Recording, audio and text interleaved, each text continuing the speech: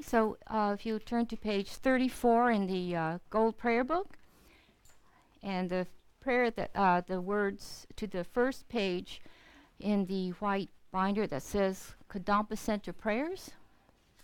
And we'll start by chanting Shakyamuni Buddha's mantra 3 times.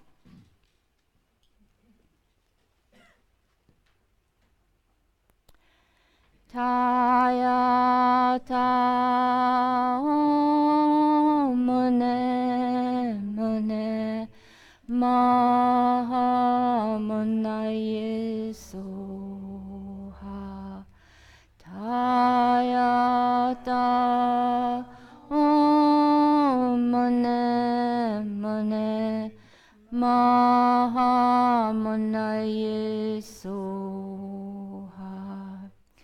Tayata mune mune mahamunaye soha.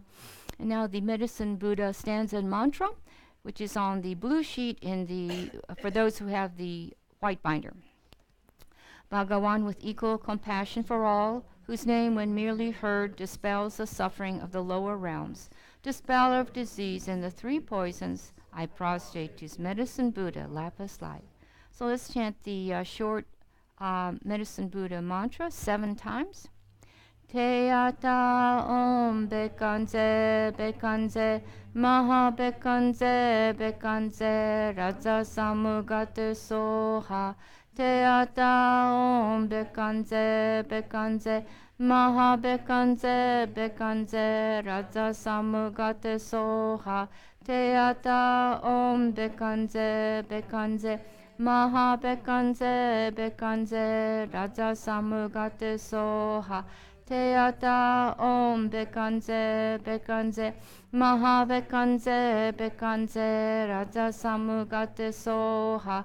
Teata om bekanze bekanze maha bekanze bekanze raja samugata soha. Teata om bekanze bekanze maha bekanze bekanze raja samugata soha. Teata om bekanze bekanze maha bekanze bekanze raja samugata soha. Now let's read the 4 immeasurables 3 times in English. May all sentient beings have happiness and the causes of happiness. May all sentient beings be free from suffering and the cause of suffering. May all sentient beings be inseparable from the happiness that is free from suffering. May all sentient beings abide in equanimity, free from attachment for friends and hatred for enemies. May all sentient beings have happiness and the causes of happiness. May all sentient beings be free from suffering and the causes of suffering. May all sentient beings be inseparable from the happiness that is free from suffering. May all sentient beings abide in equanimity, free from attachment for friends and hatred for enemies. May all sentient beings have happiness and the cause of happiness. May all sentient beings be free from suffering and the cause of suffering. May all sentient beings be inseparable from the happiness that is free from suffering. May all sentient beings abide in equanimity, free from attachment for friends and hatred for enemies.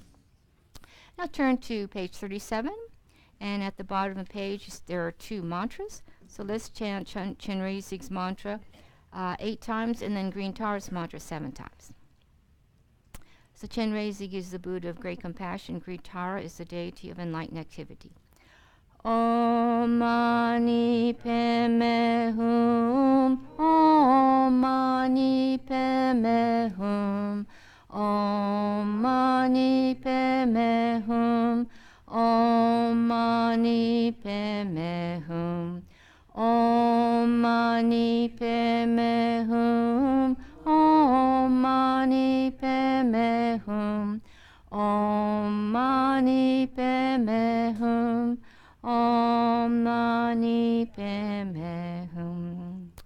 Om Taritu Taritu Re Soha, Om Taritu Taritu Re Soha, Om Taritu Taritu Re Soha, Om Taritu Taritu Re Soha, Om taritu taritu re soha. Om taritu taritu re soha. Om taritu taritu re soha. Is there a children's program today? Yes. Oh, okay, so the children are welcome to go to their classes? Hi, I'm Linda with the Children's Program, and for this week and the next, I think, following 4 weeks after this, we're doing something a little different with the Children's Program. So the nursery option or preschool option is still available for drop-off right over here, right next to where we drop off our shoes.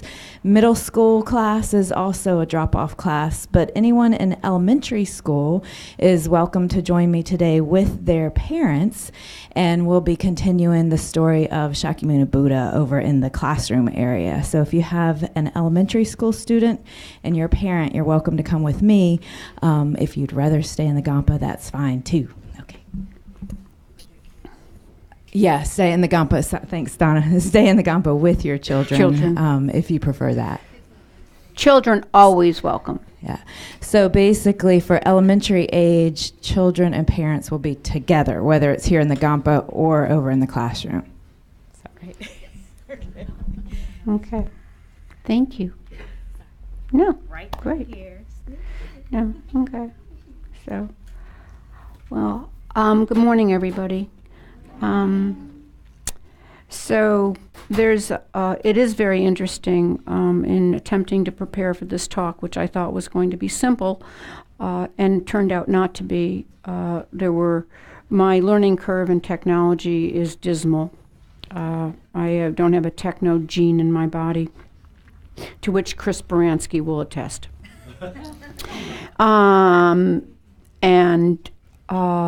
So in addition to many hours with Chris and then hours at the Apple Store, because my computer decided that it would function impermanently, the projector broke, died, and stuff.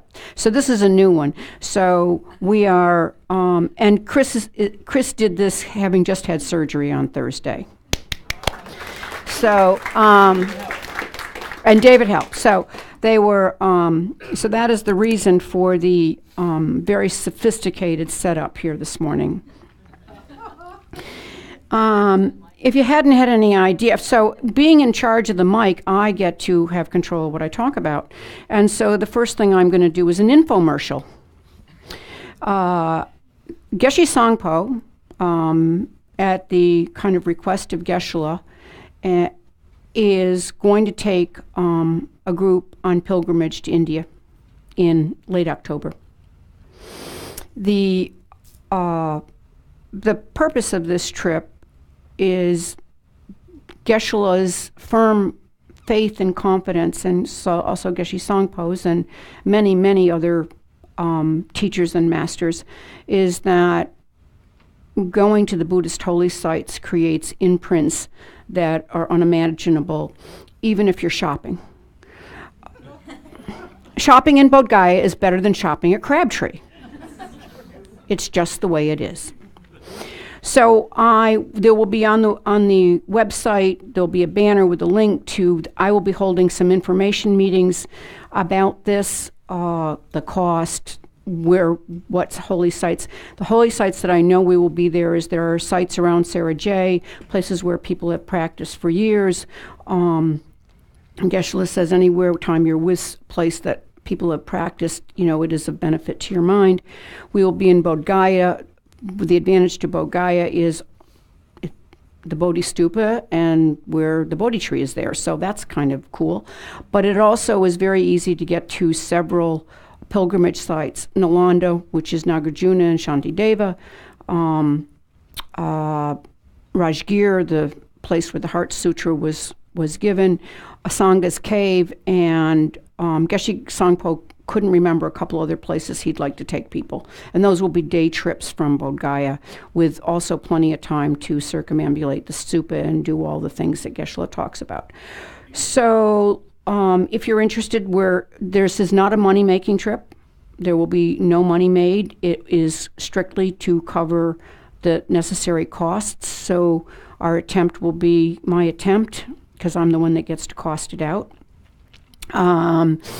is to make this trip as affordable for people as possible. It's about the opportunity. So stay tuned and come if you're interested, even if you're not sure if, this is something you can do at the time. In 2004, when I first met second time I met Rabina Court, and I had an interview with her, and she said to me, well, you're signed up to go on the pilgrimage in 2004?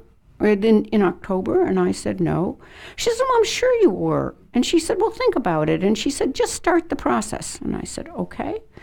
And everyone else had glitches. Patrick and Joanna had to drive to Washington, D.C. to get their visas or whatever. Everything for me came in the mail on time, other than getting sick as a dog in Nepal. It was smooth as can be. And she just looked at me and said, Lama Zopa says everything exists on the tip of the wish, and just do it. So don't assume you can't go. Okie dokie, that's done with the infomercial. So, so the topic today is, as everybody knows, I'm in trouble often in the Kadampa for laughing too loudly. It's like I notice I'm still laughing and everyone else is looking proper. Well, no, it's not. It's not. Just people are just, whatever. So I'm not going to blame it on the Bible Belt. I am not going to blame anything on the Christians today.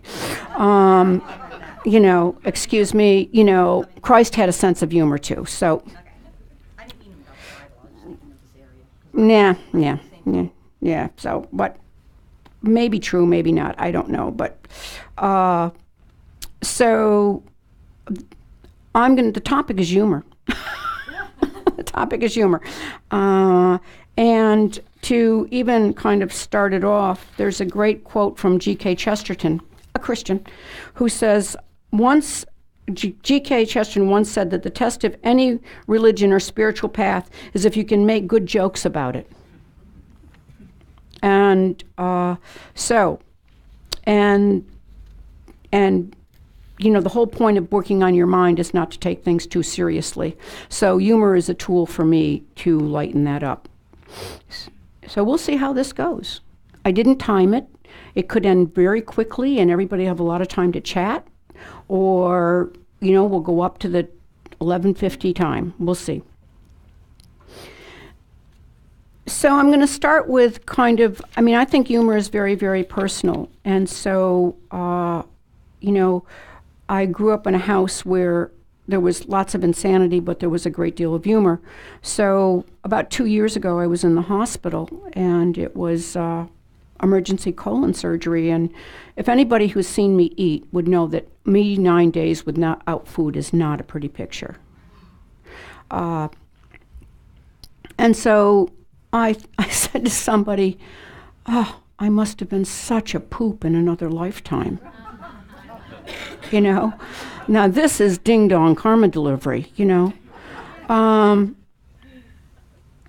My sister was a stand-up comic for several years, making a very, very poor living, even just though I thought she was pretty funny, and so did a lot of other people. And so, one of her jokes that I always remember is she said, everyone in Boston is so excited. They just made right on red legal. And she said, I don't know what people are so excited about. We've had straight on red and left on red for years. Unfortunately, that's rapidly becoming true in Raleigh.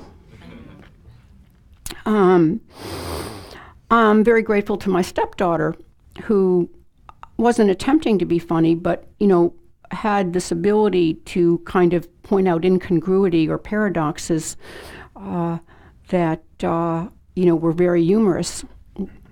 I was getting married, and she was at the I was getting married, and I was talking about the rehearsal dinner with her, and she was 9 at the time, and she looks at me and she says, "Why do people have to rehearse eating?" And I thought, this is just so fabulous, so I kind of whatever. And then another time she says to me, and I find this humor, she says, my tongue is done, my stomach is done, but my tongue is not. And I don't know if anybody's had this experience. So one of Geshe-la's favorite jokes, and people have heard it here multiple times, but I'm going to retell it because I think it's and the reason I'm I'm going to retell it, and one of the reasons I'm doing humor is as I have seen cartoons and heard jokes, it has often reminded me of some really important statement that Geshe-la has made, either to me directly or to others, that is about my mind and about working on my mind. And so one of Geshe-la's jokes is that this gentleman died, and he showed up at the pearly gates, and St. Peter met him and said, welcome, you have a choice. You can go to heaven or you can go to hell. And he said, oh, really? And Peter said, yes. And he said, well, could I get a tour? And St. Peter said, of course. So he took him into heaven, and it's really, really, really quiet, and people are doing, they're on their clouds, so it's really soft, but they're doing their prostrations, they're listening to teachers, they're making mandala offerings, they're this perfect place for practice with no interruptions and everything else. And the guy looks at it and says, yeah, I think I'd like to see hell. So he takes them down to hell, and they walk in the door, and, they're on this lovely street, there's restaurants, there's music coming out. He said, well, what are the accommodations like? Takes him to this room, just gorgeous, looks out over a golf course. The guy was a golfer, and he said, I hate to say it, St. Peter, but I think I choose hell, And so the next day, Peter says, okay, so the next guy goes to hell, opens the door, and it's fire and brimstone, it's desert, it's sand, everybody's, and he looks at St. Peter and says, what happened? Yesterday, he said, oh yeah, yesterday, that was the campaign for hell. So, I think about that when I think how attached I am to things like music and good restaurants and going swimming and all of those things. So that's kind of my story. I didn't bring it. Did I bring it with me? No, I don't think I brought it with me. Let me see if I did. And I have to say, nope, I didn't, because I was afraid of losing it. I dedicate this talk. I would like to, you're not supposed to dedicate at the end, but my aspiration for this talk is that I don't blow it and that it's a benefit to you in some way. But I dedicate this talk to Jim Barnes.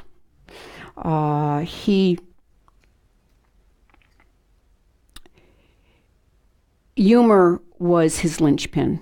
I mean, it was his go-to point. And he had a way of seeing the humor in just about any situation, sometimes when you didn't want him to see it in your situation, but nonetheless he could. And so when I was preparing for this talk, one of the things, Jim's final acts of generosity were that he shared his possessions with family, friends, and other people that could use them. And Jim and I share an attachment to fountain pens. And so one of the things that I received from Jim was a fountain pen. So when I was making notes, I used Jim's fountain pen. So I just, honor the humor he shared with me and many of us. So how do jokes help us? David Cyprus, who's a cartoonist, was in Tricycle Press, Lion's Roar, the New Yorker, talks about, he said, well, first of all, our vocabulary, self and permanence, he said, these are just open doors for something funny. And then, but the other thing other people talked about, which I really appreciated, is that I haven't met a teacher yet that I wanted to hear again or respect that didn't have an extraordinary sense of humor and could see the absurd. And they talk about checking out a teacher, for 12 years, making sure that, there's someone that you'd be willing to follow and rely on. And I don't think it's mentioned anywhere, but if I couldn't have someone be my teacher if they didn't have a sense of humor. It would just not float for me. And I don't see it in the list of 10 qualities, but I'm sure somewhere it is in the qualities in terms of wisdom, let's say. Humor has helped me lighten up, not take. But the other thing it's often done is when I see things juxtaposed, it's helped me see possibilities, other possibilities than I had seen before. And it helps me connect with people. There's people that have said to me that, when I first saw you, you had the meanest, grumpiest, ugliest face I have ever seen. And they said, and then I heard you laugh. And I realized that maybe that wasn't true and stuff. So if I did not have this obnoxious laugh, there's people I probably wouldn't have connected with. So go figure. And I'm in constant when Lamala can't be here to be chant master and Chukila isn't, and Geshe-la looks at me. Anyone who's been here on a Friday night has heard Geshe-la say, "What tune shall Kandala treat us to tonight?" Because I can't, no matter. And one time I had been over at Lamala's house for 2 hours in the afternoon trying to learn the opening line to one tune, and 3 hours later I couldn't do it. So I appreciate the fact that I can be a constant source of amusement to Geshe-la. So let's see, and as I said, I do not have a techno gene in my body, so let's see if this is going to work.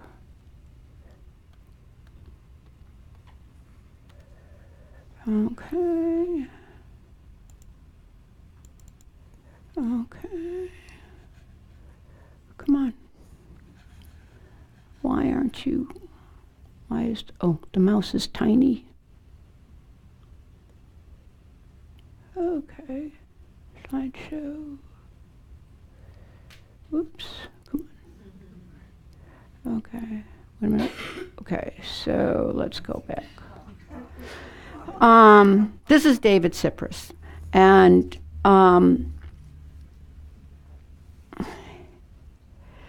I just love it. We're only here for a little time, and then somebody turns the page. It's like that. This is not going to last forever. Although when I wasn't eating for 9 days, it did feel like it was going to last forever. But that's okay.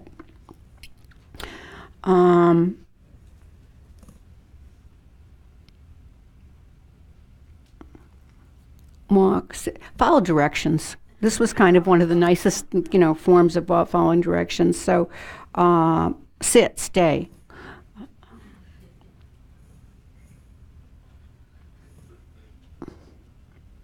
Oh, I didn't mean to do that one. The little thing will disappear in a minute. I'm not supposed to touch the mouse.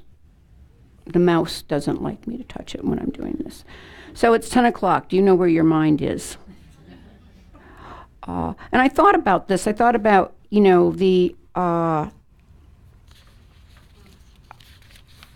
thought about how often we use distraction. That's kind of the things that came to me when I see these, how often we use distraction, TV, surfing the web, to zone out. And at the same time, Tendrin, come on, disappear. Tendrin Law, it'll be quite annoying if it doesn't. Tendrin Law talks about the power of relinquishment, and this is one night when she introduced me to Call the Midwife. That, there are times when doing things that relax you, whether it's gardening or something on TV or whatever, helps you come back to practice. So, but I did think a lot about the fact that distraction is it's my default go-to place. And so this cartoon helped me think about that.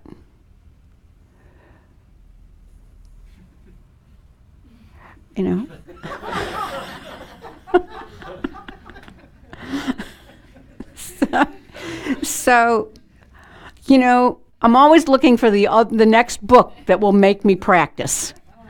I haven't found it yet, but I keep buying them. And now it's even easier with the one-click button on Amazon, and it ends up in my Kindle account really fast. So, and again, this is what I hope people can walk away with is just maybe some ideas about how to see some of the incongruities and paradoxes in our own life that might help us lighten up. So that's.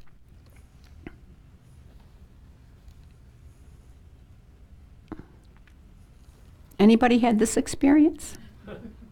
Can you see that it says last moment, this moment, next moment? Anybody had that experience with their mind?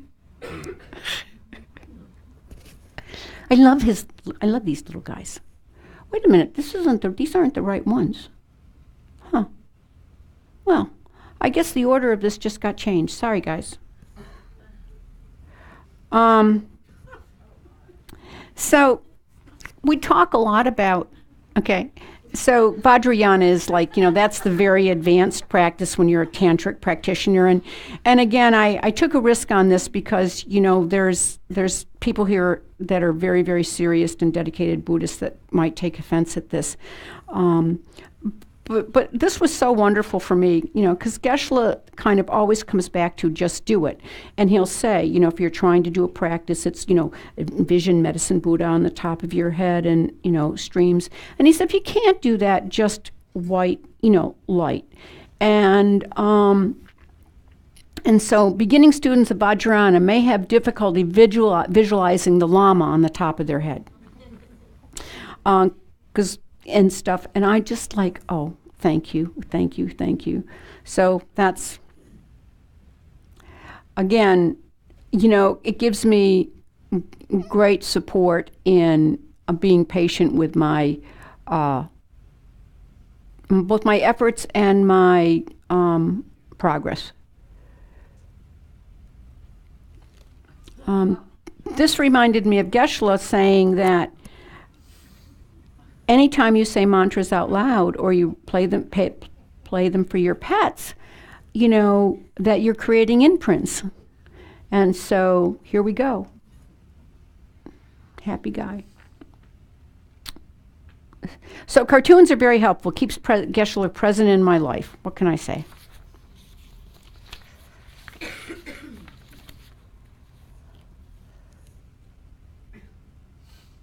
Okay, so what do we learn from our animals? This cartoon, Nirvana or Bust, well, actually, Cookie or Bust might be a more appropriate description of one of my animals, but the animals I've had. But, this so reminded me of Geshe saying, not too tight, not too loose, that just do it. Just stay with it. And so that was, I don't have that on my, so. Aim and sustain your attention. Cultivate the one-pointed focus of a border collie. I don't know if anybody's had kind of a border collie or dogs that are herding dogs, but they become so focused on getting everyone into the same room. I mean, it is unrelenting, and go into great anxiety attacks if they can't do, not all of them, but so this is aim and sustain your attention. Well, I don't, so, okay, so, woo, at last my mind is clear, spacious and allowing, I'm really alive in the moment. Or am I? Actually, I'm not thinking about being alive. Therefore, am I really being present or just pretending to be present when I sigh, inhale, right foot, exhale. Humans are so weird. Has anybody had this conversation? Yeah? Okay. So, I mean, if you get up off your cushion exhausted, Well, unless you're doing very intense analytic meditation, you know what I mean. But if you get off your cushion exhausted from attempting to kind of concentrate and, you know, bring some light into your life, for me, I haven't been on the cushion. I've been shopping. I've been making lists. I've been, you know. Why can't they go live outdoor? And underneath it says, wow, look at all those cute Dharma buddies. And and the that thing that won't go away, it says finding compassion in alternatives. I mean, how many teachings have we had on what to do about ants and roaches? Or not to do, and people's angst over it. So I have to say, I was working on it this morning when a mosquito lit on me, and I didn't kill it, but I kind of went, which I'm not supposed to do. I'm a nun, you're not even supposed to do this, but I'm a naughty nun. But it got me in 2 places on my legs, so whatever. But he was full, I hope, and left. Wake up, young man, you're ruining your pelt. So again, this brought back to, you know, when Geshe-la talks about meditation, and he talks about, you know, you don't do it till it's painful. You know, when you might at some point when you have this kind of joyous effort, but I'm sorry, guys, I'm not there. But he talks about short sessions, you know, and get off the pillow happy. You know, rejoice in what you did. So I like this little porcupine. I thought he was very helpful. Okay. Zombie convention or Vipassana retreat. Okay. How many people have been here when Geshe-la has talked about chicken meditations? Anybody? So,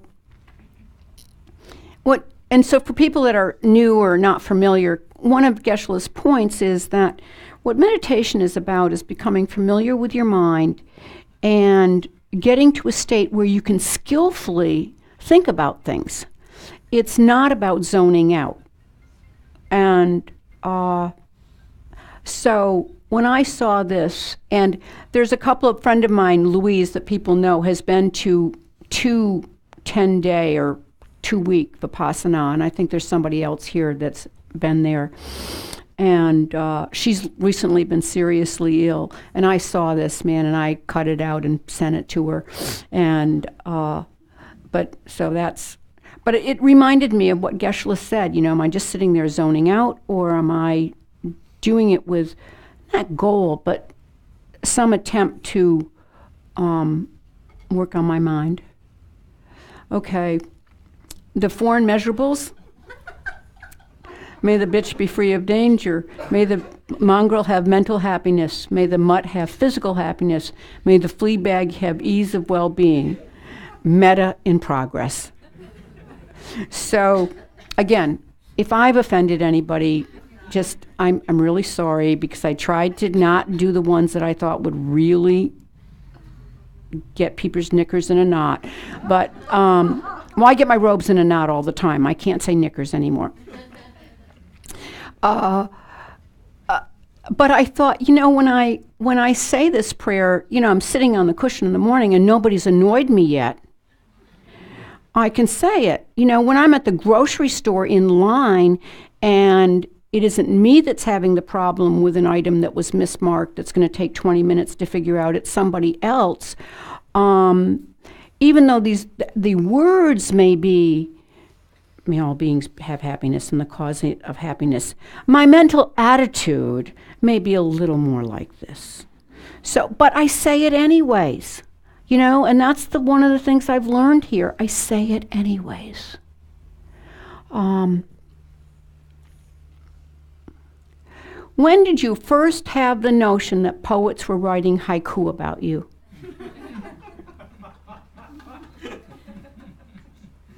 I just had to include it because, I was a clinical social worker for a lot of years. People didn't lay on the couch when I did therapy, but I just thought, I ask stupid questions like that.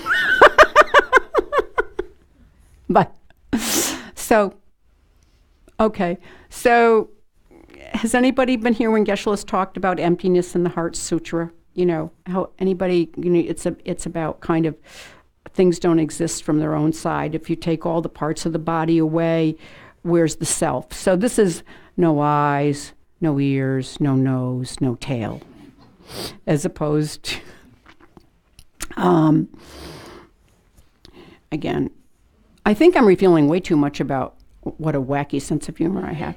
I love this one. I'm going to put this one up on my mirror. A world full of promise, another muddy hole. You know? And I'll tell you, so when this, back to the infomercial about the trip to India, I arranged one in 2016 that had challenges for everybody. So Geshe, right before Geshe-la left, I had a meeting, Geshe Sangpo and Geshe-la, he asked me to come over to the house. And this is really connected to this. And so Geshe-la's talked to me about stuff, and then Geshe Sangpo says, well, are we planning another trip to India? And this is about what I looked like. Geshe-la started laughing. I mean, you know, the huge belly laugh. And he says, oh, Kandala froze. And I said, okay. And then I thought about it, and I thought, and that's kind of that part of the infomercial, and I thought, this isn't about whether anybody that knows me knows I'm no travel agent. This isn't about whether or not I like doing this or not. It's that Geshe-la, who I hold in incredible high esteem and want to support what he asks of me, believes that creating an opportunity for people to visit holy sites is very important. So when I was able to shift from, oh, not again, to this is a service and this is something I can do, it helped. So this needs to go up on my mirror, because there's going to be many, many times over the next month or so, if this trip goes, where I'm going to be going, whoops. Okay, what happened? Okay. So, wait a minute. Let's go back. Wait a minute. Back. Okay. So, some questions are useful and some questions aren't. There are a lot of questions that the Buddha didn't answer. And, people would ask, like, will I reach enlightenment? I mean, he just didn't answer, and I can't listen. I knew that there were 10 questions that people asked all the time, and he never answered. And so I thought, this is one of those questions, which came first. And so it reminds me of like, I've stopped asking the question, am I making progress? Not that I don't think about it, but I try to back away from it, because what I need to ask is, what am I doing? That's the question I need to ask me, or not doing, as the case may be. So, how can I conquer my ego? Now this, I think, is a good question. And actually, I find it interesting that the image of the guy looks a little like Nixon. And I just realized that looking at the nose. Now, I mean, that's not a slam at Nixon, but I don't think you can be a leader of the magnitude that President of the United States requires and not have an ego. I mean, well, Buddha probably could, but, and then, so Mr. Smithers, when did you first discover that your sense of self was just an illusion?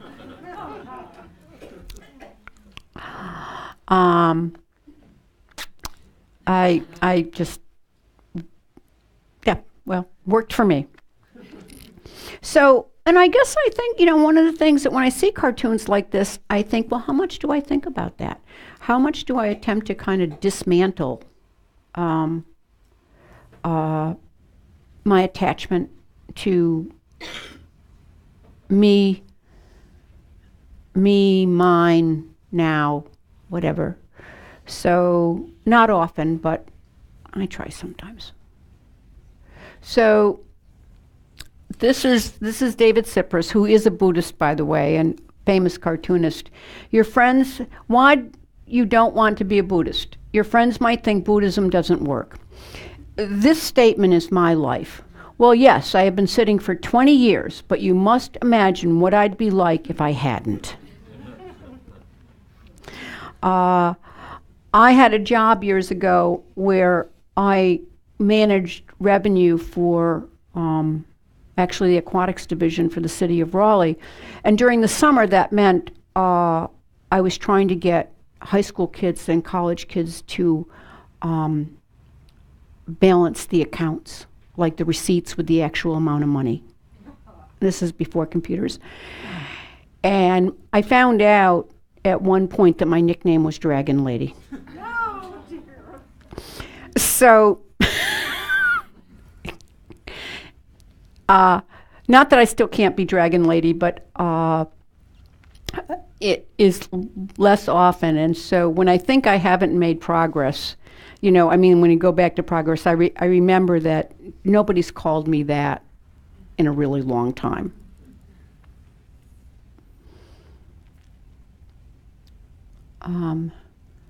So the dogs have been barking in my head all night long. Maybe I didn't feed them enough. Or maybe they are just blissfully unaware. Or maybe, hold on, bark, bark. So this reminds me, and this is, I guess, all about me, sorry. This reminds me of how many people have all those conversations in their head and then realize that nobody has spoken, they haven't spoken, and it's all going on. The stories we write when something happens. Okay. So psychedelic person. It must be possible to go beyond the here and now. Meditative person. It must be possible to stay in the here and now. Normal person. I'll have the nachos special. So, and then I try and stay in the here and now when I eat them. No, that's my goal. Stay in the here and now while I'm eating food I like. No. So, before we begin meditation instruction, I was wondering if any among you ever had taken mind-expanding drugs. This is for all the ex-hippies, or the children of the 60s in here, of which there are some, and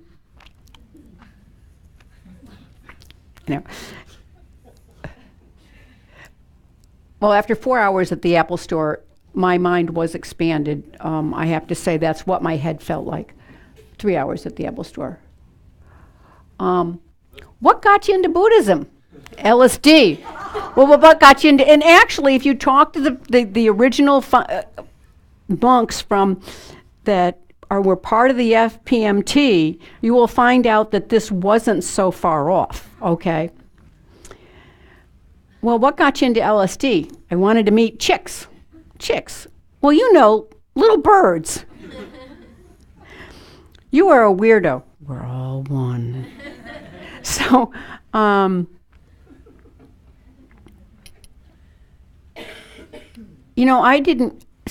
knew that there was a Buddhist center around here. I got here because my neighbor said, I hear there's this nun who's a really good teacher, and do you want to go find this place tonight? And I said, sure. It was Rabina Corton. She never came back, and I never left. But there was no intention. I mean, not that I was interested in a spiritual life, but there was kind of no intention, certainly no intention to become a nun. Actually, I need to ask Rabina next time I see her about something else about that. So, Master, where are we going? This is my opportunity to tell you there is nowhere to go. This is my opportunity to ask, when will we get there? And I think of the kind of, has anybody had interviews with a teacher here? or talk to somebody that, is important. And the kinds of questions that we ask, and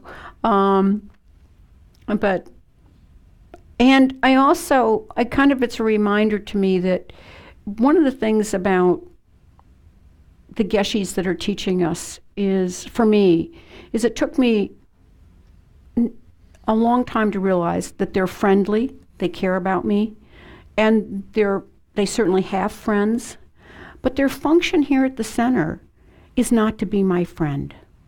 It's to do everything in their power to help me work on my mind. And that means that I'm not going to always like what they have to say or not agree with what they have to say. I try, when I don't agree what they have to say, is say to myself, not yet.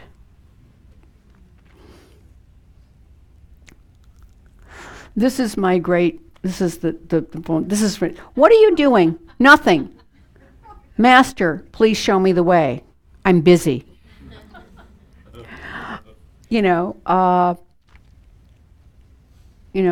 Rabina talks about wanting interviews with, Lama Yeshe or Lama Zopa, and them ignoring her, and her finally realizing that it was her job to work on the solution of these particular issues herself. But I love that. I'm busy.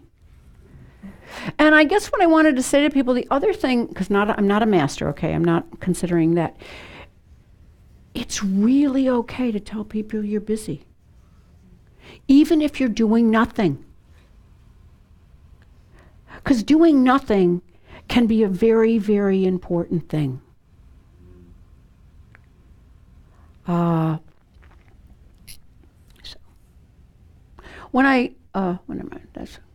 So what did you get? Nothing. Wow, I know. So that's David Cyprus. I love this man's. This man's mind is pretty astounding. Okay, so now we're going to move to relationships and Buddhism. Evening, folks, chanting or non-chanting. These are just for fun, okay? But it's also, I've kind of watched as, people choose to be vegetarian, not vegetarian and stuff. And their their wants and needs, and I'm not blaming on people because I do the same thing, their wants and needs around what kind of restaurant they can eat in. Because will it have this, will it have that? Because, some of those are wise choices because, going to Five Guys, unless you just want French fries and peanuts, is probably not a great idea. But I do that, by the way. It's really good.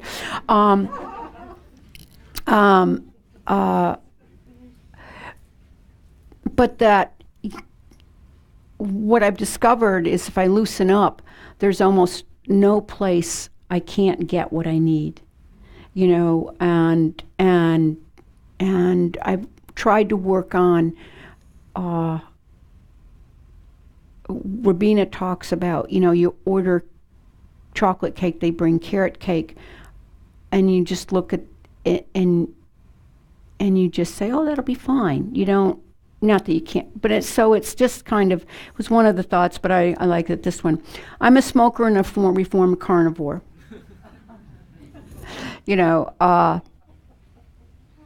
And stuff. My mantra or yours?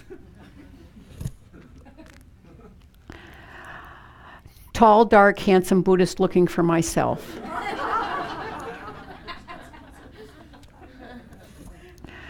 And this is a great one. This is for parents. The parents have left, but because I did a couple of retreats and I went when I was still married, and so loving kindness, equanimity, serenity. What did you bring me? What did you bring me? Loving kindness, as mommy comes home from her metta retreat. And it's like one of the things to, whenever we do things that where people spend a day separate or even a couple of days, is to say, re-entry is not easy. Re-entry is not easy. So Okay. So these are the ones about mind training. There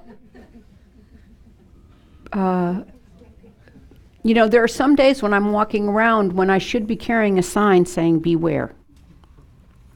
But I attempt. So,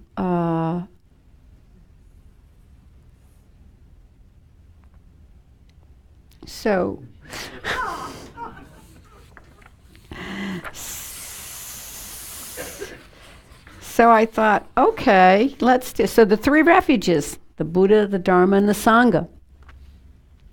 The 5 precepts: no killing, no stealing, no lying, no inappropriate sexual behavior, no mind-altering substances. I'm glad they didn't include caffeine in that. They, I think it isn't. What? But we just, What? it is in there, but we just accept the bad karma. What? It is in there, but what? We accept the bad karma, I think. No, it's not in there. Really? Yeah, sorry, Chris. It's not in there, because they wouldn't be serving super leaded milk tea at 5:30 in the morning at Sarah J. Yeah, no. So now Islam does. Caffeine's not, but so the 4 noble truths. No, it's not. Don't worry about it. Honest, it's not. It's not honest. Okay, it's not. Yeah. The lineage is there. It's not. Truth of suffering causes the origin of suffering. There's a solution, and the truth of the path. Okay, so you can. And I think one of the things that I've begun thinking about the 4 noble truths is, there's the commitment, the desire, I want to get out of samsara so that it ends all suffering. If I can even just eliminate one suffering a day that I'm creating for myself by my view or story about it, that there, belief that there is a solution and then use the solution, that's a good day. So I know there's the long view, but I'm only going to get to the long view by doing it like one little piece of suffering at a time. So that's my take on it. I had to look up the Eightfold Path. Right speech, right action, right livelihood, that's morality. Concentration, right effort, right mindfulness, right concentration. I don't know why concentration, right? And wisdom, right understanding, and right aspiration. There's a teacher, his name's Longsar Khensen Rinpoche, who says that if you do absolutely nothing else, to at least once a day aspire to understand and realize emptiness, you'll get there.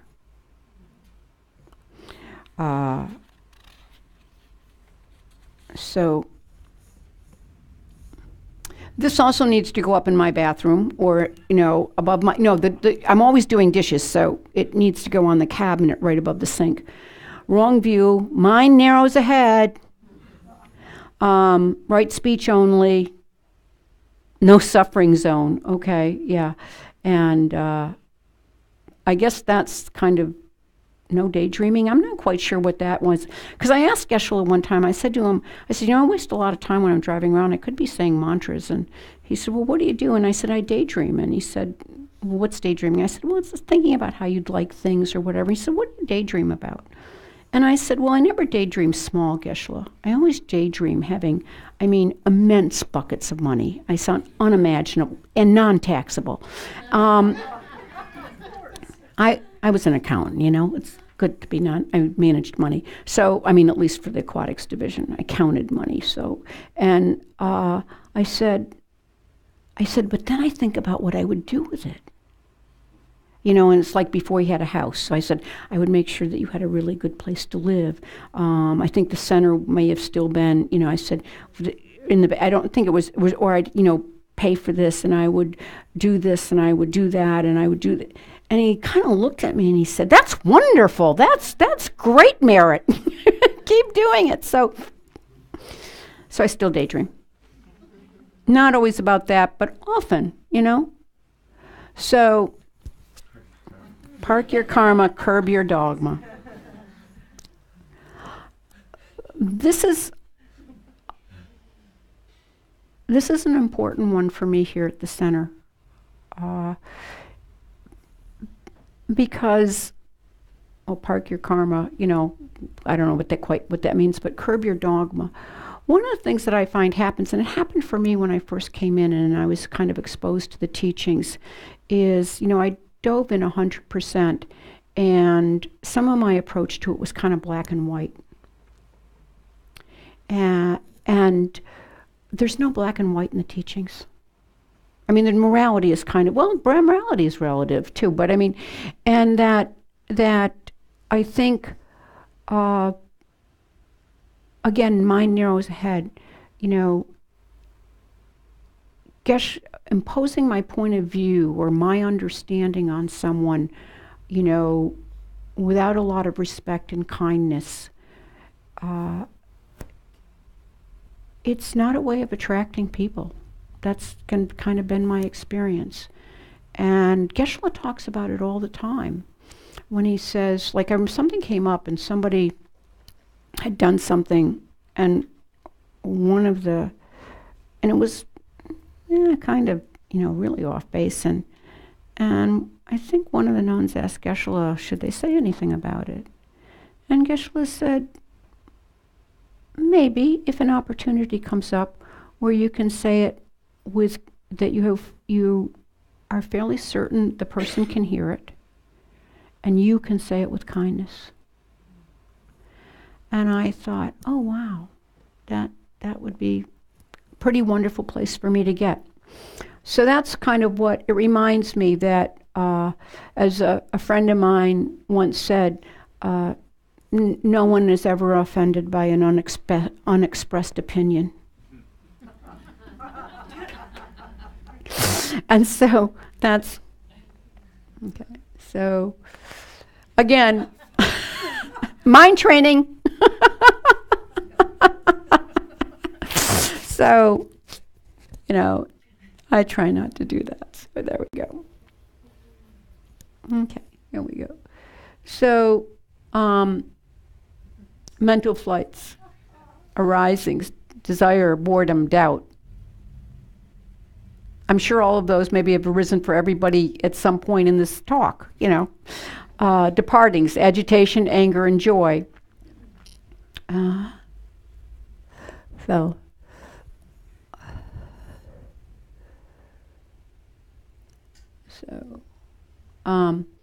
This is about reincarnation. I don't know if some people are maybe too young here to know who Jimmy Stewart was, but the man says you're the reincarnation of Jimmy Stewart and you belong in L.A.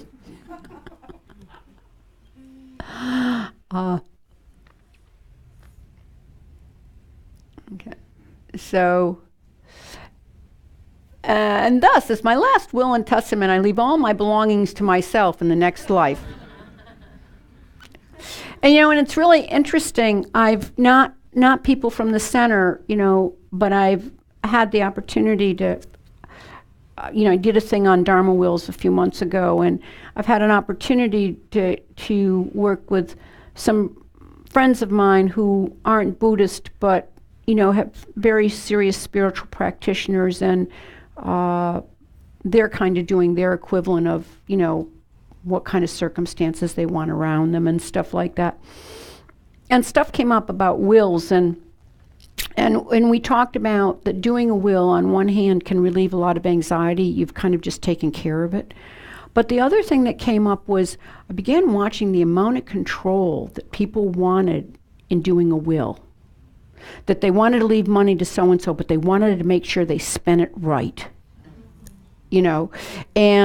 And so I began to think for myself, do I really believe that, this mind is going to go on, but this person that was Jeanette Palermo, then Jeanette White, then Khando, ain't going to be around. I mean, the imprints will be there. And I thought, probably a little shaky on that. So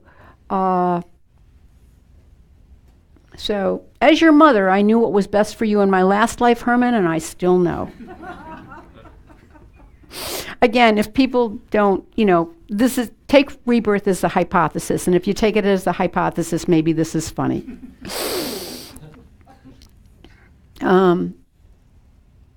So, incontrovertible evidence of reincarnation. It's me, Ted Layton from sales, big guy, mean as hell, chewed you out a few times, and I had a heart attack 3 years ago.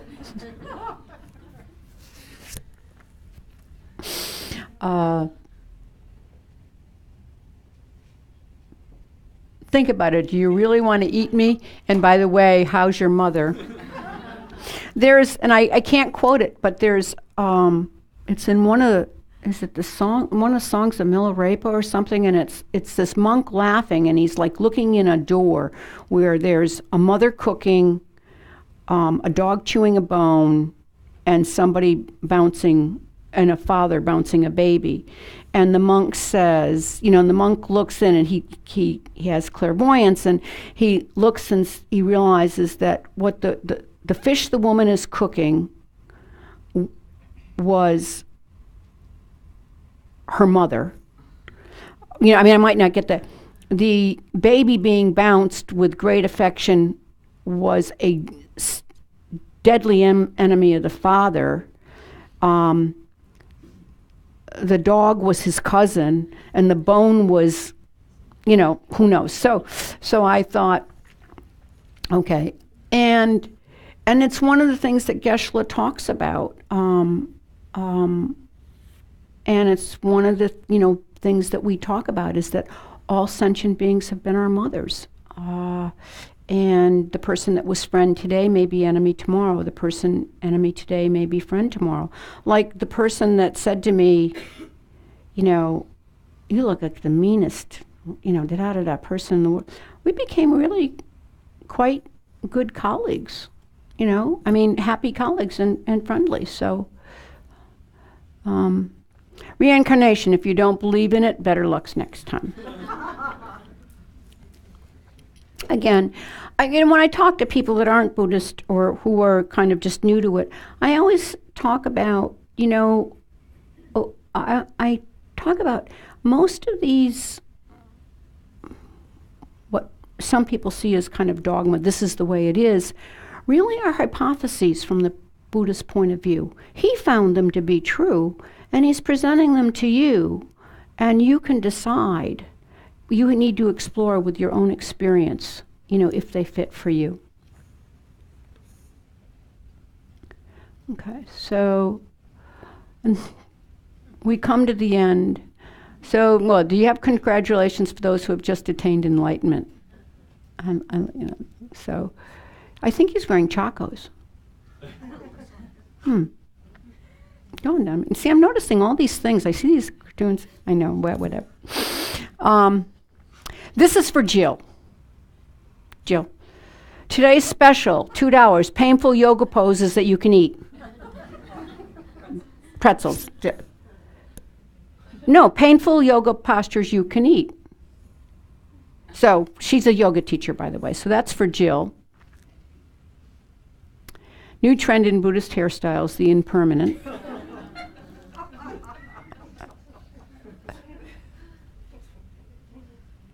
People say to me, they say to me, "Oh, that must be so wonderful to shave your head. There's, you don't have to do any, doesn't take any care." And I look at them and say, "This takes more care than I ever spent on my hair. Some days I didn't comb it. I just put it up in a knot, And so I, laughed. Oh, monks, how do you feel about starting a men's group? Sorry, just struck me as humorous. Whatever. So I share it. Ecumenical candies. Enlightenments, Carmelites, Mitzvah Divinity. And I think that the reason I liked it was that all spiritual traditions or religions, all religions have a spiritual path within them. As the Dalai Lama says, if you're a terrorist, you're not Buddhist. You know what I mean? If you're not, if you're a terrorist, you're not religious. I mean, that you can't be religious. And and this is for me, again, everything would be perfect if I just didn't have to breathe. Insights of a meditating swimmer. As everybody knows, I am on, in, or near the water, particularly in, is my great attachment, and so, so this is one I didn't include, but I'm going to get brave and do it. And if anybody's offended me, I promise I'll edit this out and never use it again. And as you can see, anybody who's new, that we have statues here that are fairly complex, and that there are deities in the tantric practice that, might have more arms, might have more heads, might have skulls. And so one of the wrathful deities who kind of eats negativity is Makala. And so he has quite a few eyes. And so Makala at the eye doctor. And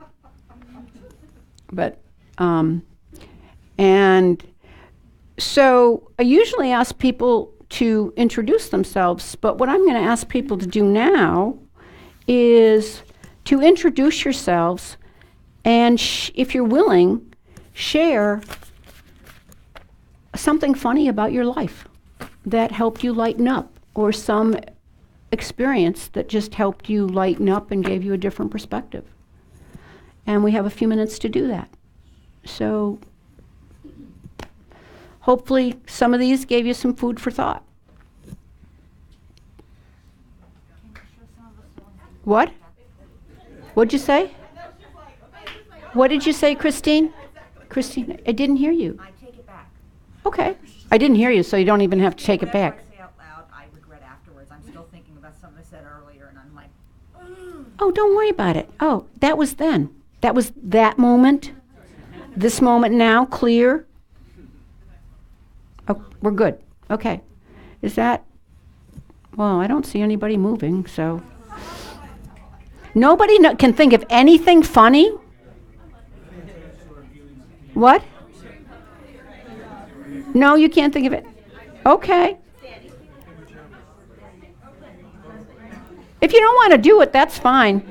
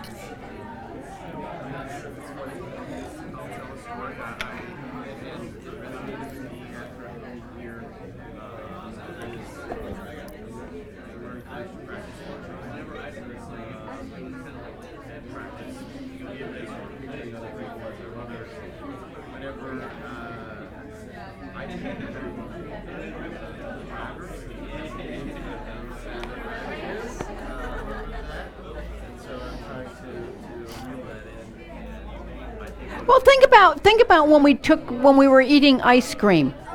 When we took that selfie and it was like what nuns do after leading a retreat. That was funny.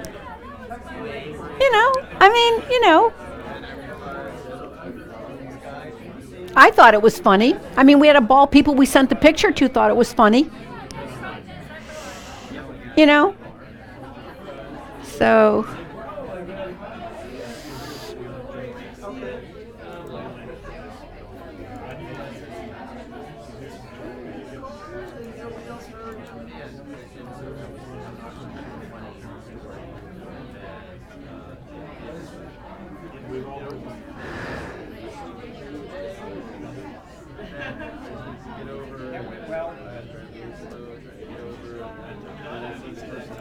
You did better than I did. I'm sure I'll think about it. Okay.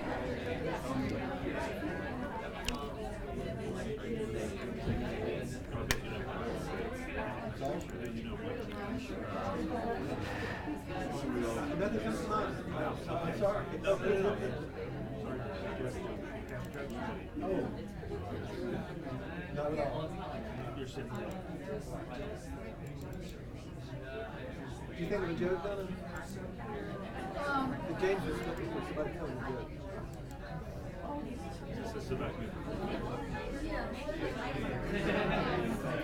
Thank you, Chris. It worked great.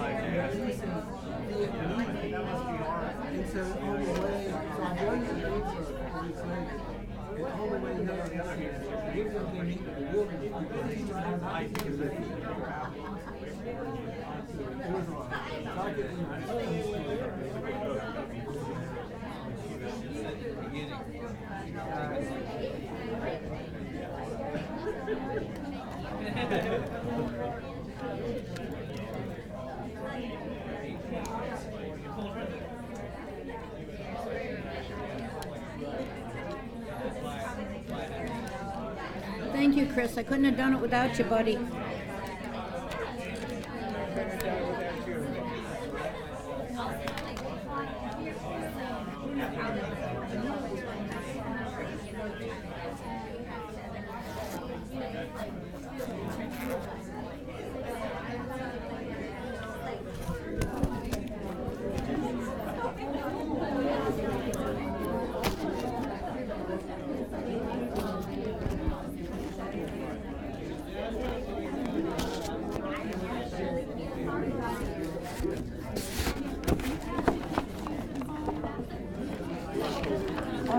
No. I've got an appointment though. You want to? Okay. You want to have lunch? Well, no, not an appointment. Do you want to join Dwight and me? Yeah. Do you want to join us? That would be lovely. You did one other time and it was wonderful. No? Well, why don't you do that? Okay? Dwight is, yeah, you know, yeah, right over there. Or you want to do that? What? Are you going somewhere carnivorous? No, well, I'll ask him. I'll ask him. We haven't decided. No, you don't want to go? Just being funny. Oh, okay. I thought it was pretty good funny. I thought, yes, see, you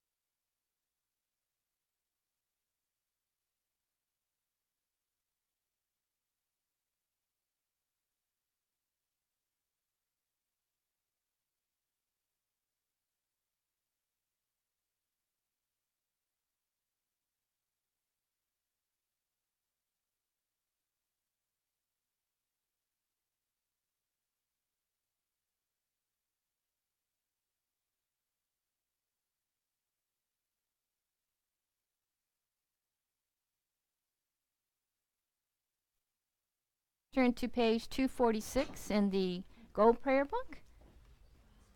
And if you have the white binder, just it's on the back of the page that says Kadampa Center Prayers. And we'll read the dedication from Master Shantidevas.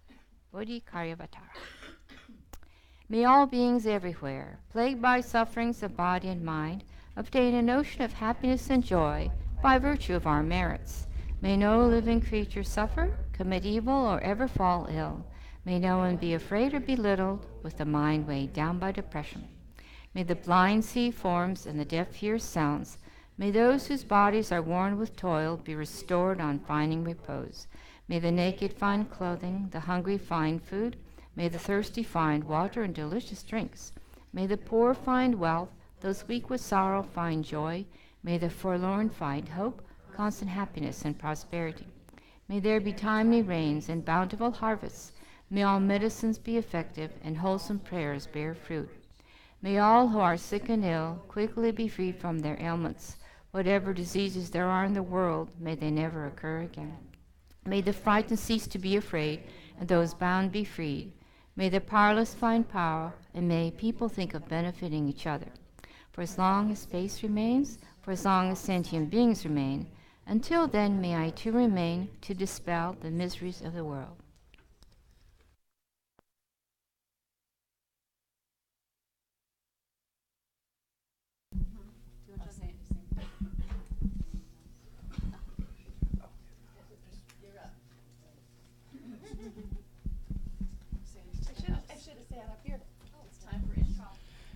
Which is what happens when Sandy's in the house.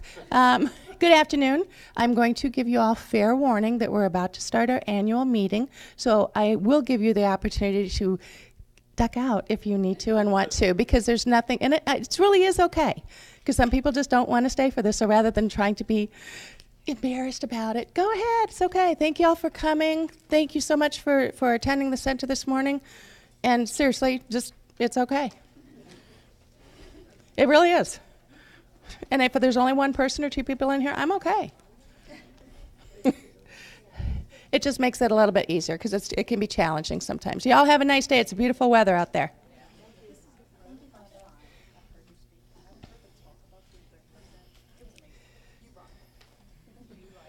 I like the thank yous that are going on up here right now, too. What's that? Oh. So there is a newcomers orientation, and anytime if you all want to do that, that's going to be taking place out in the lobby, I believe. So if anybody's here for the newcomer orientation, Steve will meet you out in the lobby.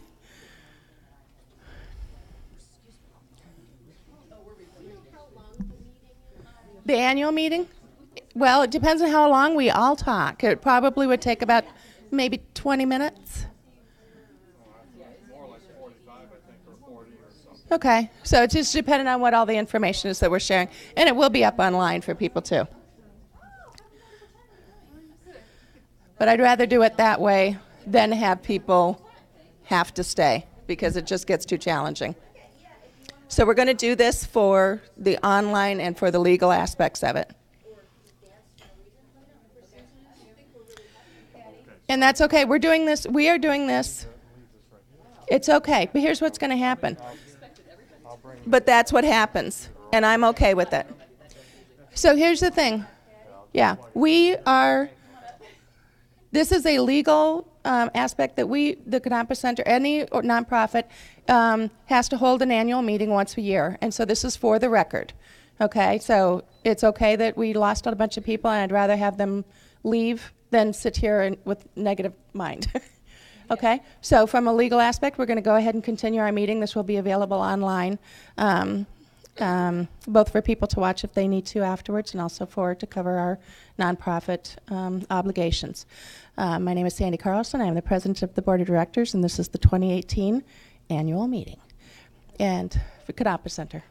So the first thing I want to do is just thank everybody I did listen to Heyman's message last year, and it was so beautiful that I'm going to reiterate some of it, that to thank all of our illustrious teachers from Shakyamuni Buddha all the way through the lineage to His Holiness the Dalai Lama, to Khensa Rinpoche and Lama Zopa Rinpoche, into our Geshis here, Geshe Gelik and Geshe Sangpo, and also the teachers, our lay teachers that teach Discovering Buddhism from their hearts, and just everybody that's involved from that aspect of it. And I want to also thank the Board of Directors. We are very much a team, and I appreciate everybody's time and efforts and skills, and we're all coming at this from a very good place, so it just feels good. So I just want to say thank you to that.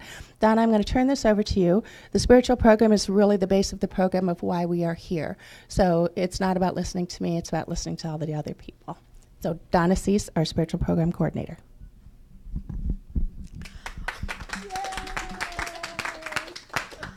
Thank you all for coming. I'll try to overcome my fear of speaking in public. So just a quick look at highlights of last year, and our biggest highlight really was the Light of the Path retreat, which was in August and September. More than 200 people attended, and Kadampa Center also benefited from having Rinpoche teach right here one night, as well as many people who took advantage of having him so close and attended at least part of the retreat. Rinpoche has very kindly given us a break for a year before the next retreat, which will be in May of 2019, and this will be our 6th time hosting the Light of the Path. Yes, it was originally a 5-year retreat, so we're doing something right. Looking forward this year, we have quite a few special events coming up. Our next major holy day will be Sakadawa. That's on Tuesday, May 29, which this marks Shakyamuni Buddha's birth, enlightenment, and passing away. And we usually have refuge offered as an option on Sakadawa, and this year, for the first time, students who wish to take refuge will have the opportunity to do so with Geshe Sangpo. We have some visiting teachers coming as well. In early July, Don Handrick will be back for almost a week. He'll teach a weekend workshop on the 4 immeasurables, a prayer we recite every Sunday. This will be a great chance to go deeper into the meaning of this essential prayer. Later in July, Venerable Amy will come and lead a Noongnay retreat.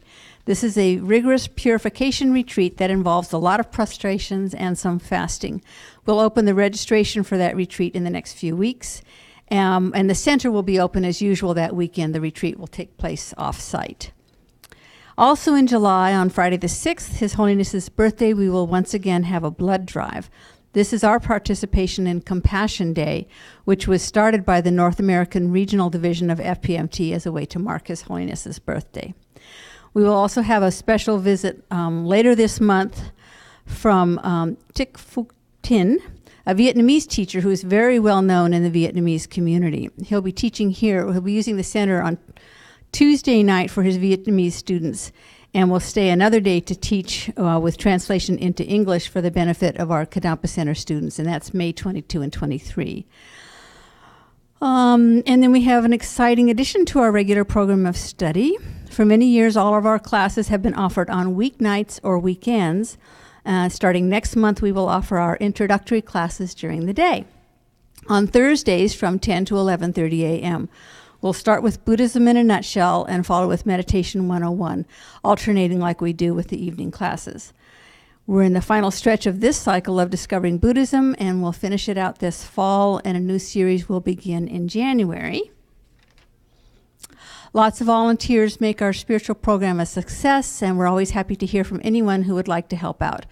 One opportunity is to be a program assistant. If you're interested, come and see me or Erin Sloan, and we'll be holding an orientation for PAs this Tuesday at 1:30 in the afternoon. Okay. Also, when Geshe Gelik is here, he teaches the Lam Rim classes on Wednesday nights. This is a good class if you're taking Discovering Buddhism or have finished it, but anyone is welcome to attend. Geshe Sangpo has once again started offering practice sessions in 2 merit-making activities, offering mandalas and doing prostrations. Geshe Sangpo said it's very important to use both wings of the Dharma, study and practice. We have many classes for study, but very few opportunities to do practice together, so he's helping us use both wings. One practice opportunity we offer on a regular basis is doing puja. That's a mysterious Sanskrit word that just means prayer service. Each month we have a Guru Puja, Medicine Buddha Puja, and Tara practice. And if you haven't tried one, please come and check it out. Finally, on Sunday mornings, while Geshe Gelik is on his break, and he'll be back in July, our Sunday program will alternate between teachings with Geshe Sangpo and discussions led by senior students. That's it. Okay, and then I think is it David now? Okay, David. David Strevel is the Board of Directors and Kadampa Center Secretary, has been for many years, and we're very, very grateful to his time and skills and efforts in making sure that we are financially aware. So here comes the critical part of this entire meeting. Thank you. We're just getting the lights off here, and I hope you can all see this. We're using our new projector. The other one broke just yesterday while we were testing. So I'm David Strevel, the treasurer. And what we're going to talk about here today is the financial results from last year, which of course are all on the books now. Our budget for this year, the results of our annual appeal, and the financial goals of our center. I hope everyone's sitting close enough. Can you read it okay, Heyman? Can you read the screen? Yes. Okay, great. I don't think we've really mentioned this yet, but we're a nonprofit corporation, as all churches are. We're a charitable organization managed by a board of directors. And here are the names of everyone who's on the board: Sandy and Donna and myself and Royden and Becca and Steve and Heyman. And Susan Daniel, good grief, did I? Yes. And Julie Jones. Oh yes, I didn't read her name. I'm sorry. Well, this is approximately who's on the board of directors. Amongst yes, some of them are listed here. So every year, of course, the board has to plan our activities and create a budget, and then Jill Marie, our manager, helps administer it throughout the year. So let's review the income from last year. And what this shows is that the annual appeal was the most important source of our income at $147,000. Then we had the Light of the Path retreat last year, which is a very big deal when we have it. The bookstore brought in $45,000 in total sales. That's not nearly all profit, of course. We had to buy everything we sold. The Lama Atisha statue campaign brought in $18,000. General donations unidentified as to person came to $13,009. Spiritual program with donations for visiting teachers and pujas and classes came to $10,000. There were other small contributions coming up to a total of $330,000 in income. Where did the money go? That's what we have here on this slide. As at most churches, personnel were the single biggest expense. We have 4 employees, 2 geshes, and we have our center manager and our office manager. So they all receive some salary and fringe benefits, which varies from position to position. Then the second largest expense was Light of the Path retreat, came in at $65,000. The bookstore, it cost us about $31,000 to buy what we sold. Administration, which means bank fees and accounting and supplies and internet expenses and so on, were next. Facility operating expenses, $29,000. We spent $19,000 for the Lama Atisha statue in total, so that campaign to raise funds for it just about broke even there. Expenses about equaled income. Committees, we had the 25th year gala last year. That was the single biggest expense here. came up to $19,000. Mortgage principal, $18,000. We are steadily paying off our mortgage. And expenses for visiting teachers and pujas and classes came to about $6,000 for a total of $351,000. And if you remember the previous number for income, you know that this expense level is quite a lot above the income, which we'll look at here. So in summary then, for last year, we had a deficit of $21,000. And, oops, excuse me. I managed to touch a wrong button here, and I will have to reopen this presentation. I am sorry. Let's see here, recents. Here we are.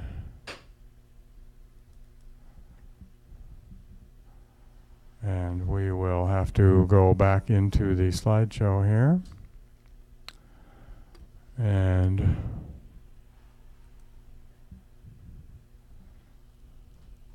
get back to where we were. So the deficit was $21,000. The budget shortfall here in Raleigh was pretty dramatic, $47,000. The surplus at Light of the Path was $26,000, and therefore, since those two help cancel each other out, the net deficit was $21,000. And how did we do that? Well, thank goodness we had some surplus left over from the previous year, and that meant our checking and savings accounts, checking ended up with less money in it than we had at the start, but we made it okay. So the concern for this year then is that since we don't have a Light of the Path, which traditionally has always resulted in a surplus, that we had to do better at fundraising this year. And that's why when we started our annual appeal campaign, we urged people to increase their donations, in fact, by 26%, which was what the numbers seemed to show we needed.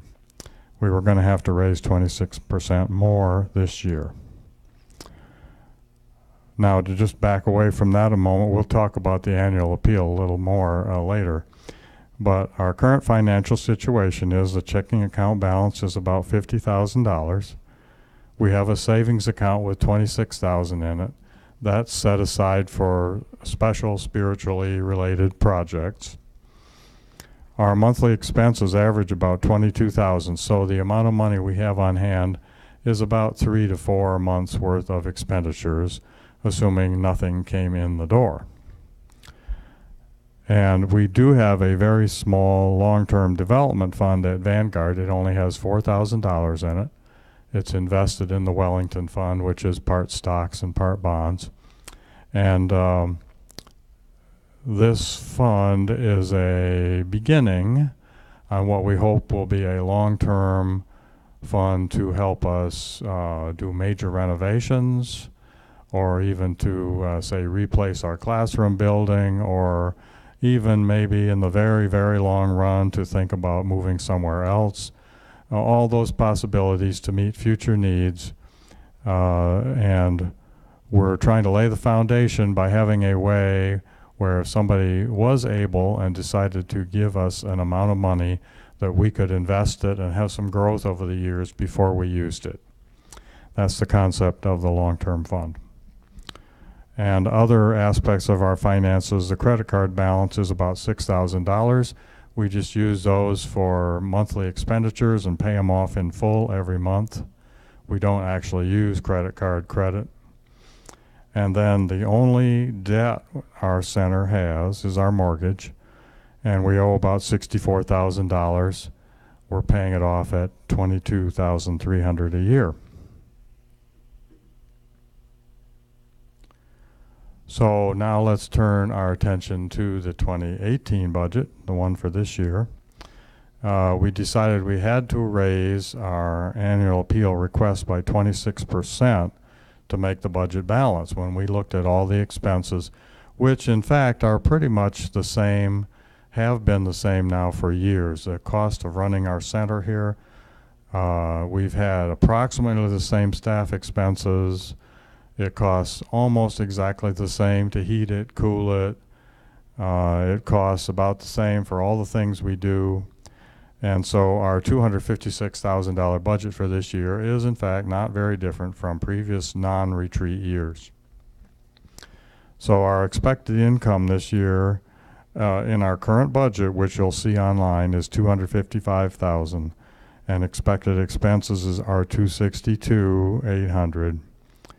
That's $7,400 out of balance, and we must do something about that. We've got to raise something a little more than we have in the income budget in order to reach break even.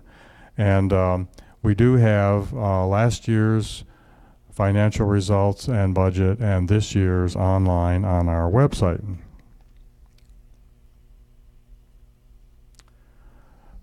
So just to talk about how we on the board try to manage our finances, we try to have income and expenses match every year, but we recognize that some people are able to make big donations and other people really can't. So our center greatly welcomes both financial contributions and volunteer work. Both are absolutely essential to make everything go here. On our wish list for this year and the future is to pay down or pay off our mortgage. If all we do is just keep at it the way we are, it will be paid off in 35 months. And we, of course, would like to grow our long-term fund so we'd have some money available for renovations and expansion. And I'd like to mention two important accomplishments we actually managed this year for the first time. First, in the last 2 months, we have just gotten our IRA plan going. Kadampa Center now sponsors an IRA plan. It's managed by Vanguard. And employees can contribute a part of their pay, and it's taken out before taxes. It's a standard IRA. And then Kadampa Center is doing the option to contribute up to 3% from the treasury of the center as a contribution, which adds to the amount the employee puts in. And we're very happy that all 4 employees have decided to participate, and we just are getting it kicked off. Now we have all 4 employees have made contributions for this month, the month of May, for the first time. And of course we expect to run that indefinitely into the future. Then we have begun a modest annual support program for our nuns, our ordained nuns. It first started last year where we set aside $5,000 so that they could go to continuing education or retreats, things like that. And in fact, it was divided up equally among the 3. And we're following the same plan this year. We've put the amount in the budget. And I should mention that prior to last year, we did not have any budgeted amount for our nuns. People would often ask about it, and we would say, well, we want to do it, but we just have not been able to do it. But starting last year, we did. And we are continuing this and expect that to continue into the future as well. So let me mention one bright spot in our finances here, paying off our mortgage. It was just 2 years ago that we owed First Citizens $181,000. In June of 2016, we took accumulated funds and paid in an extra $72,000.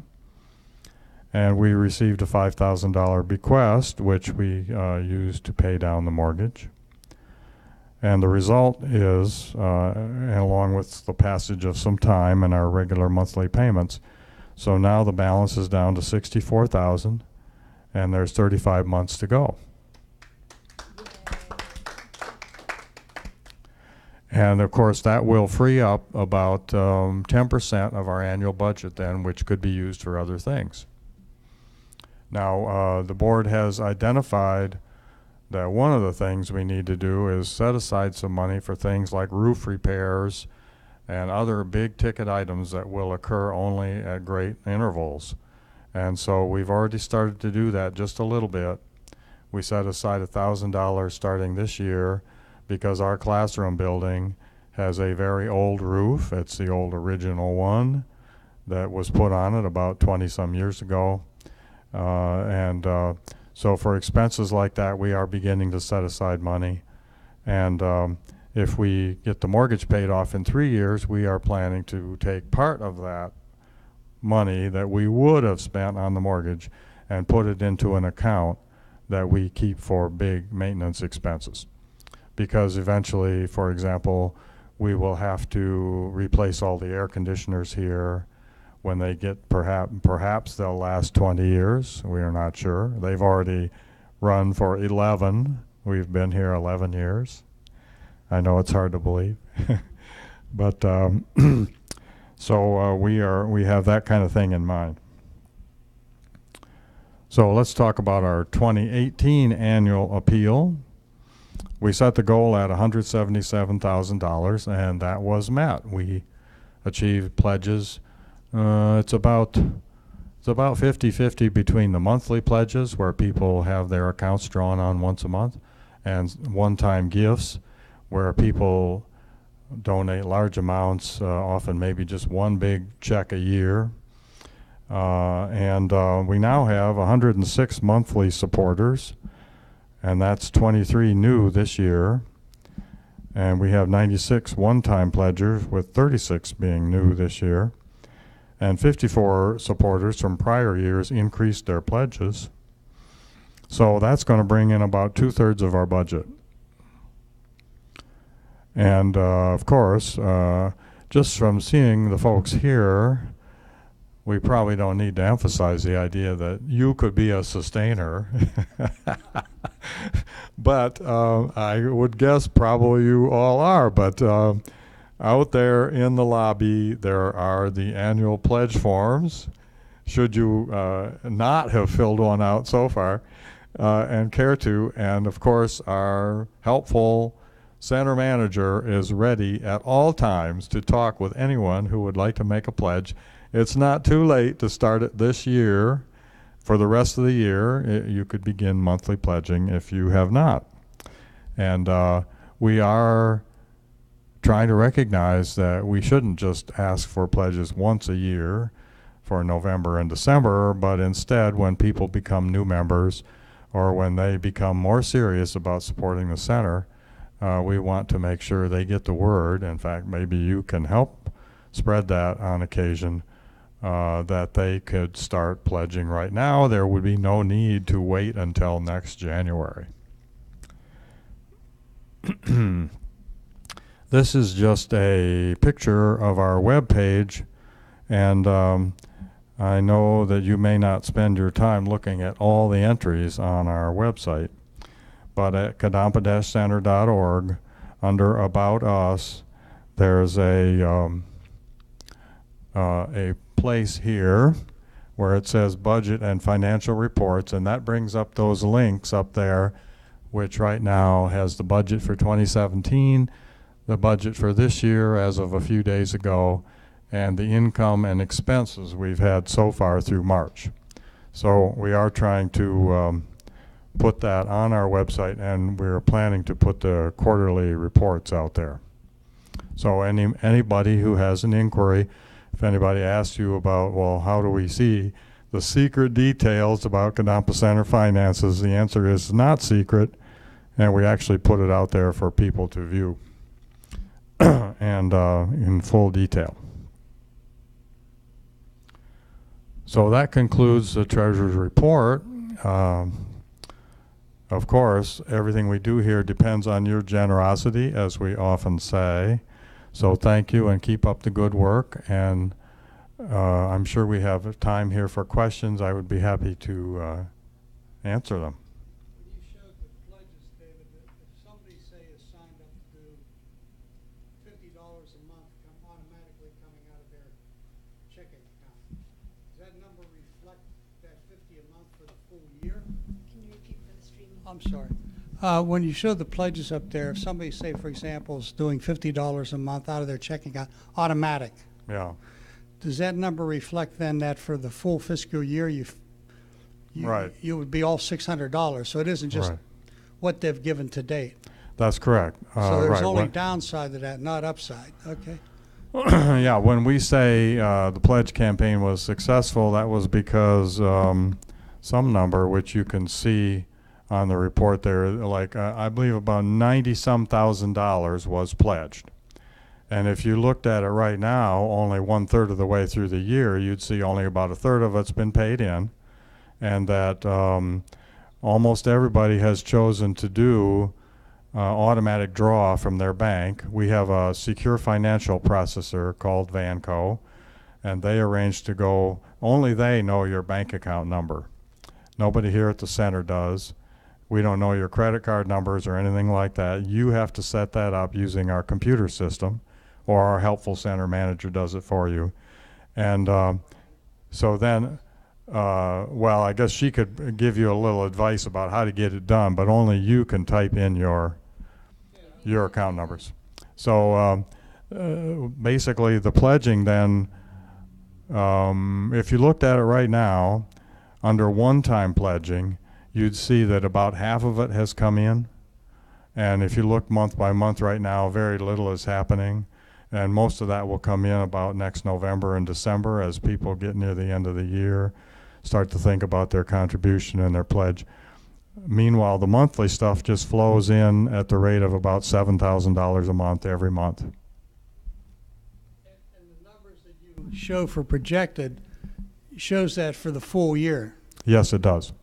Yes, yeah, our budget is the plan. Got it. It's not exactly what will happen. They flow, some drop off and some come on, so it's in a state of flux, but we are amazed that it stays really consistent. Oh, good. The ones that leave kind of cover the ones that start. Yes. Of course, all budgeting processes are approximations to what you think is going to happen. And, you know, year after year, we have categories where we spend more than we thought or less, and it all tends to balance out. And really, we usually come in within a very, like 1 or 2% of the budget every year. And pledges, we've always found that members are very diligent. And when they make a pledge, they virtually always keep right up with it and do it. And for a very few cases where they might be unable, somebody else comes along as a newer member and starts making a pledge, and that substitutes for it. So that we really can pretty much count on it. Other questions? Okay, so I think it's time for the center manager's report.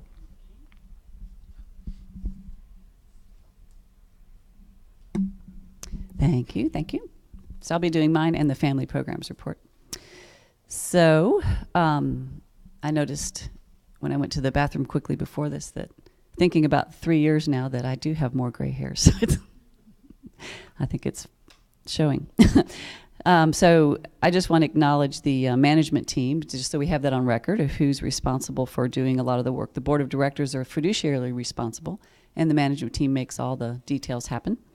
So Robbie Watkins is our director, and I'm the manager. Donna's SBC, and Elise Strevel's outreach, and the co-media managers are Chris Bransky and Brian Dyer. Communications coordinator Patty Pandya, our office administrator Amanda Henry, family program coordinator Christy Batts, the bookstore manager Arlene Van Rijkegem, and that's comprised right now of our membership team. So we began just doing a recap of 17. We did a few freshenings. We did it for the gala, but we also thought His Holiness might come, so it was good for us to have a little facelift. So we paved the parking lot, repaved that, and we painted the awnings. And then we just wanted to thank people for coming to that 25th gala because it was a beautiful time. It's always wonderful to see us all hanging out here together, talking about everything in our lives and not just about what's going on at the center. So it was a wonderful evening. So we look forward to what we'll do for our 50th. One of the goals for this position I've been trying to do is to streamline. So you might have heard that or seen it or noticed it. And these are the few ways that that's taken place. We all know about our online security system, which has streamlined all our efforts financially and data-wise. We've been using it for over 2 years now. I think that's right. What it holds is our data for all the members and visitors, the financial pledging and giving. So those are two separate terms we want to make sure that people understand. Pledging is a promise to pay. Giving is giving. All our accounting is now done in this one website, generating reports for various functions. We create mailing labels for our wide distribution. We create groups to house files, more or less, and form emails from those groups. And then we can email total distributions or targeted lists. We have event registration, and the family program now uses it for attendance and data, so that we have a promotion. Is that what it's called? The promotion system as the children move up. So it's really been helpful in that ways. For communications, we've made our graphics simpler, more trying to make them a little less noticeable when they're informational, yet everywhere. There's an amazing amount of signage that goes on to help people understand how to navigate this place. Our emails, both this week and our system emails, are streamlined. Our new logo, we're trying to implement it and change it all over the place. And we've even ended up the website sign-in so that everyone has free access, not free, but available access to get to the website. Even our thermostat system is online. So now that that's managed, when there aren't classes, like at the end of Nutshell and there's 3 weeks left, it goes off. So it's really been trying to hone in on managing and making things more affordable and streamlined. The bookstore has the square now, and it even has a simple cash drawer. Everything is just trying to make it simple because we do over 20,000 in sales at LOP, so we wanted that system to be simple. In our volunteer roles, none of you will have anything to do with this line since you guys volunteer so many ways, but sometimes you hear people talk about how effortless things seem around here, which is not true in the slightest bit. And I would love for the public to hear this, that it's not simple, it's not easy, and it's not effortless. We do want everyone to feel comfortable while they're here and not like burdened, but we do want people to know that we need a tremendous amount of effort. So there's far more than 100 roles and hundreds of volunteers within each of those parts to make this place run. So we just want to make sure that everyone feels appreciated for all that working behind the scenes. Most people wouldn't have a clue of what little tiny details that we're all doing. The Count Me In effort is helping. We found 3 designers, a front desk help, few people for that, kitchen manager, and folks willing to paint. So we're continuing that by promoting it with a consistent graphic campaign. The 2018, David gave a good report of that. I just want to nail it so it's for the recording that the $263,000 is our total budget. We're going to try to say this a lot coming up.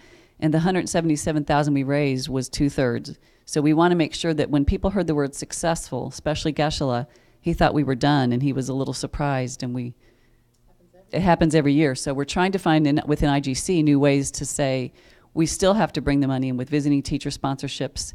And we might be starting to talk more about our culture, that we have a culture of sponsorship. So let's celebrate that, and let's educate and talk about that and why we do it like that. It's a beautiful system.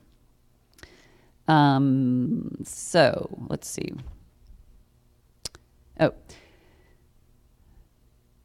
The plans for 2018, mainly this year, it's all about just tackling the to-do list. Since there's no big function, it's just whipping through this massive to-do list I've had for 3 years. And it's been great to go through and clean everything out. We are going to get a facelift for everything in the interiors of the building except for the Gampo. That'll happen in 2019 when it's empty. Might as well take advantage of that. So we're painting everything, and the schedule is coming up. I mean, it's on the website. So as soon as the shed is built, we'll have links to all that. Even the office is getting a big facelift with carpeting, and if we get that approved. So that's happening, and then the 2 shed plan. We're gonna have 2 different sheds now. So one that's gonna hold sort of the KC part of it, like Donna and I putting the tables and things that we use in here, and then the tool facility shed will be in the back garden and match the other shed, so that we'll be able to have a pretty good consistent flow when we get rid of the other one. And John Pell's taking that one. So that'll go to good use. We've saved about $3,200 with this plan and what we expected to do. Then we're working on the back garden master plan. So we're trying to get a plan for the whole back garden so that we're not just doing little tiny inputs of things here and there. And let's see, where's the last page? So The shrine project is really important, and we are going to break it up and do it backwards just because of the nature of needing this garden plan. So we're going to do the throne first, and then give the pergola a facelift and paint the whole thing, the whole entire pergola, and then build the shrine next. So we want to make sure that we put the shrine in a place where it's not going to impede any future plans. So that's why we're doing it like that. We did a few changes to close on Mondays, which has been helping. It's just really to have one day for the center manager to have quiet and focus. So everyone's responded quite well. Also, getting that front desk position is helping. None of the visitors basically come in when the front desk people are here. So that's just the way things roll. They answer the phone and help out in ways like that. They're very protective of the time. So basically, just going to tell you the time away coming up. There's a lot happening. I'll be going to, or in last year, I went to a foundation service seminar training in March. This year, I'm going to go through a week and a day of nonprofit management training mid-June, and I was informed that I will be crawling out the door after that. And I'll crawl out and go to Colorado for some training for FPMT and then take a vacation in June. And this week, I'm on staycation. Right now, I'm on vacation. So in closing, I just wanted to say one thing that I thought was interesting from our beautiful, humorous teaching today. And I think I'm right about this, so Donna, correct me if I'm wrong, but when Don talked about how he met the Dharma and how he met Lama Zopa Rinpoche and Lama Yeshe, it was really hearing them giggle. And that he was going to do a photographic shoot of Kopan, is that right? I think that's the story. And so he heard them laughing, and he didn't have a great mind when he was getting ready to do one more shoot. And so for me, I've made this connection, and it's just like a Jillism, that because he heard their giggling, we're standing here right now, sitting and standing. Like if he hadn't made that connection, or he said, I don't feel like going, would we be here? So to me, I've always just, it's helped me keep my sense of humor, and I have a picture of the Dalai Lama over my desk that said, are you having fun, dear? Every day, because I have to remind myself, why am I doing what I'm doing? And so laughing is really important, and it is, I think, why we're here. But none of this would be possible without the guidance and teachings of our loving teachers, especially Geshe Sangpo and Geshe Lam.